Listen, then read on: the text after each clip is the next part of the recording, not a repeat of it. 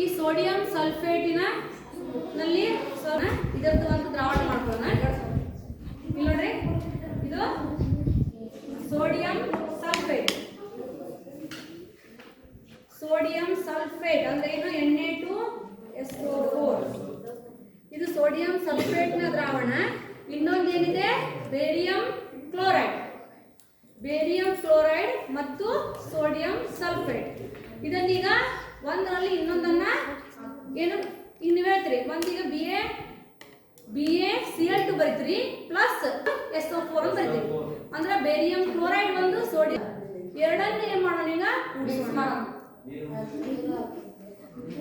ನೋಡ್ರಿ, ಎರಡನ್ನು ಕೂಡಿಸಿದಾಗ ಬಿಳಿಯ ಪ್ರಕ್ಷೇಪ ಬಂತು. ಈಗ ಈ ರೀತಿ ಬಂತಲ್ಲ ವೈಟ್ ಕಲರ್, ಇದಕ್ಕೆ ನಾವೇನ್ ಕರಿತೀವಿ?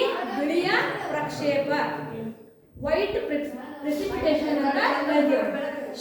ಇದು ವೈಟ್ ಪ್ರೆಸಿಪಿಟೇಷನ್ ಹೇಗೆ ಉಂಟಾಯಿತು? Ba+2 ಮತ್ತು SO4-2 ಅಂದ್ರೆ ಇದು ಬೇರಿಯಂ ಸಲ್ಫೇಟ್ ಆಗಿರುತ್ತೆ. ಬೇರಿಯಂ ಸಲ್ಫೇಟ್ ಆಗಿರೋದ್ರಿಂದ ಈ ರೀತಿ ಬಿಳಿಯ ಪ್ರಕ್ಷೇಪ ಉಂಟಾಗುತ್ತಾ. ಇದು ದ್ವಿಸ್ಥಾನ ಪಲ್ಲಟ ಕ್ರಿಯೆಗೆ ಒಂದು ಉದಾಹರಣೆಯನ್ನು ನಾವಿಲ್ಲಿ ಈ ಒಂದು ಪ್ರಯೋಗದ ಮೂಲಕ ನಾವಿಲ್ಲಿ ನೋಡಬಹುದು. ಈ ರೀತಿ ಇದು ಎರಡು ಕೂಡೋದ್ರಿಂದ ಬಿಳಿಯ ಪ್ರಕ್ಷೇಪ ಇಲ್ಲೇ ಉಂಟಾಗುತ್ತೆ.